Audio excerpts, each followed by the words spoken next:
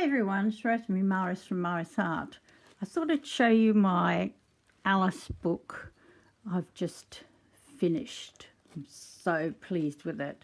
It's rather big to actually show you, but it's with Stamperia Alice in Wonderland paper, and I put lace along the tablecloth and this little fabric thing on it. And these were actually things that you hang off tablecloths when you're outside to hold the tablecloth in place. And I thought, oh, they go really well. They're like little charms. They're very heavy because they're pewter.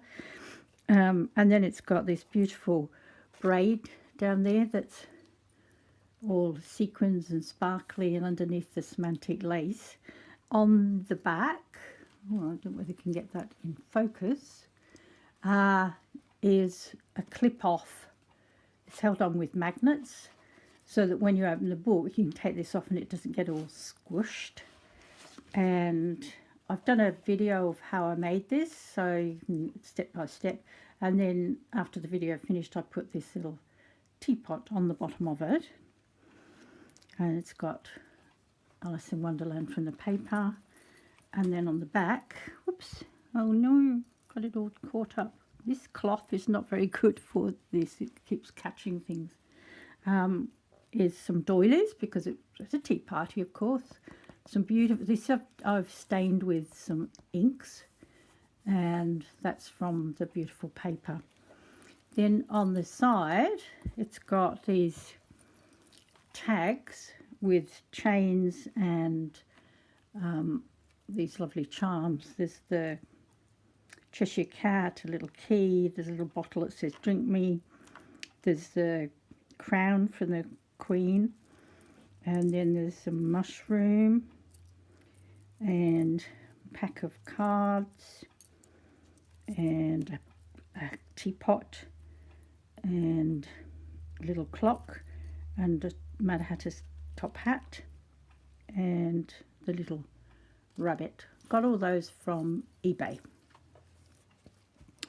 So let's see if we can get inside this so you can actually see it. Oh, caught again. I'll just put a paper down there. I think I'm going to have to change what I videotape things on, because I have so many dingle dangles hanging off, and it won't work with this cloth I've got behind. So inside, oh, that's upside down. Get a sneak peek then of the finale. So inside, in the inside cover, I got these playing cards with all these characters on.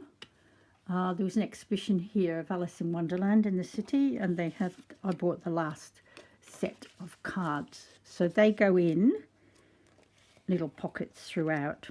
And then this is part of these actually came as cards like this, but there were teapots on them like that. And what I did, I cut them out in circles, and then they all come out like that. Isn't that cute? And then on the back, they've got some stamps of teapots and cups, and it's all held together with a magnet. Then on this side, be careful of those things, there's another little charm here with Alice in Wonderland in it, and a cup and saucer and a teapot, again from eBay. And then this lifts up, it's got these 3D butterflies on it, and inside there's a matching card for him and the rabbit. So the black and white pictures in here are actually from an old Alice in Wonderland book. And then I've used a lot of Tim Holt's wildflowers throughout. They're dye because they go so beautifully with the paper. Then each page, there's only 5 pages, but each one has a little pull-out thing like this, which has got the charms on it. And this is Alice, drink me, and that's her going down It's all sparkly. Going down the rabbit hole, and then there's a little quote from the book about that. So what I did with these was I enlarged the playing cards and used those on each one. So the next page is rather big to manhandle. Again, it's her with the drink me part of the story. There's some more of those Tim Holtz flowers. And then this flips up, and inside we've got a little picture from the original book, and then a little down, that's down the rabbit hole. That was that's covering up a magnet for the other side, and then there's a quote from the book down there, which I won't read them all because it'd take forever. And then this is her when she nearly drowned in her own tears, and more butterflies and beautiful lace and lace embellishments. And then this is a long tail, so this is when she got really tall, which I thought was rather cute. And that's again from the book, telling about that part of the story. And then we have the cards, Drink Me, and the two Alices. And then on the back of them, they've got the Cheshire Cat. Now, the Cheshire Cat is throughout the book on each page, sort of, because it keeps appearing throughout the story. So I thought he would look quite good appearing throughout the book. Is he on that page? Yes, he's on that page. So there he is, there on that page.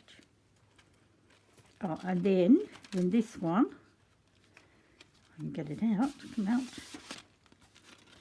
This is the Mad Hatter's little folder.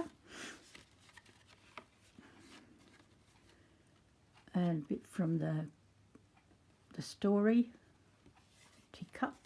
This is a wooden chair that I had for ages, and I thought, oh, that goes quite well with the tea party. And there's a bit from the book about the Mad Hatter.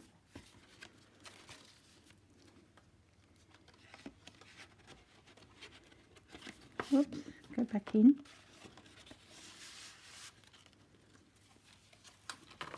And then this page is when she ate the thing that made her bigger. So these are wooden shutters in the window with a picture from the original book inside. This was from a colouring book, which I photocopied, and then I've just put some blush and done her hair and done her dress with a brush in the Distress inks. And she went on growing and growing. And inside we've got, oops, if you can see it, the Cheshire Cat. And here we've got the Cheshire Cat. And on the back of it, there's a little bit about the rabbit when she heard him outside and tried to grab him. And then on this side, we've got the caterpillar, who are you? And there's the cat again. And then there's the caterpillar and a couple more different Alices. Something about that part of the story. That's from the original book. It was interesting. I went into, we call them op shops here in America. I think you call them thrift shops. And all the children's books were down on the lower level. And there was a lady sitting on the floor looking through them all, so I couldn't get near them. I said, oh, you haven't come across an Alice book in there, have you? And she said, oh, in the other shop next door, because there's two op shops next door to each other, there's one, and she told me what shelf it was on, and I went in and got it. So I could rip it all up. And then in this pocket, there's an Alice there, another one on the back. And then this is napkins behind, and it says, who are you? Who are you? Because that's what he does with his smoke from his hookah. And I thought that when she met him, she was really tiny, so I thought I'd do the flowers really big. And this is in the film, he turns into a butterfly, and they call him Absalom. The film with Johnny Depp. I thought I'd put the butterfly there that he turns into. And then this side is, oops, I've got paper. Oh, sorry about this, it's just so big. That's hard to do. So we've got the queen there saying, off with her head. Aha, I relate to this. I could go off with her head to quite a few people. Now, then I've, these were little wooden roses, and I've done them with that stuff you heat up, embossing powder. And then this lace here has got little tiny crowns all along it. So I thought that was rather nice. And there's the cat again. And then this side, there he is again, is because it's connected with the Queen of Hearts. So there's all these brads up here, which are really shiny. And the cards with her on, and painting the roses red, and playing croquet with the poor bird there and the hedgehog. And these are the guys that were afraid of getting into trouble because they were painting them, they planted them white. And then there's a little book, and this paper is all, look at that, just amazing. And it opens up into a little triptych with pages from the book again. Oh, and another little embossed crown and some 3D butterflies. And then in here, this one goes with that page with the guys on it. And then all the roses and the hearts, which are all glittery. And poor little, what are they called? Flamingos. In Australia, flamingos are the flavour of the year this year, in bedspreads and dressing gowns and pillows and ornaments and lights, and everything you can think of is flamingos, which is a bit strange, but there you go.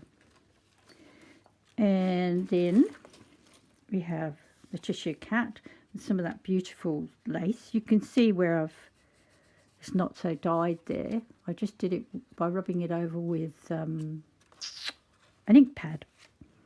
And then we've got and it says Curiouser and Curiouser. Alice never seemed to be surprised by anything in the book. It's got some beautiful antique lace there. And then over this side, we continue with the Cheshire Cat page. Oh, something missing from there. There we go. Put one of the other ones in. I'll have to have a look what was meant to be in there. And there's the Cheshire Cat again, some more 3D butterflies. And then in here,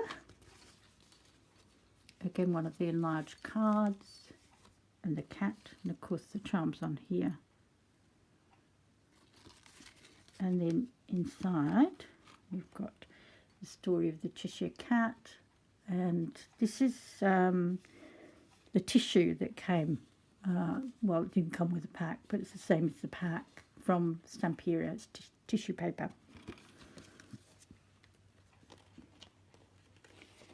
That pops in there.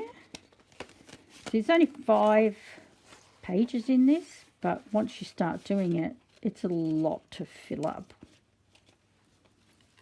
Oh, and there's the next one, which is a pop-up page of all the cards, which is very hard to do at this angle.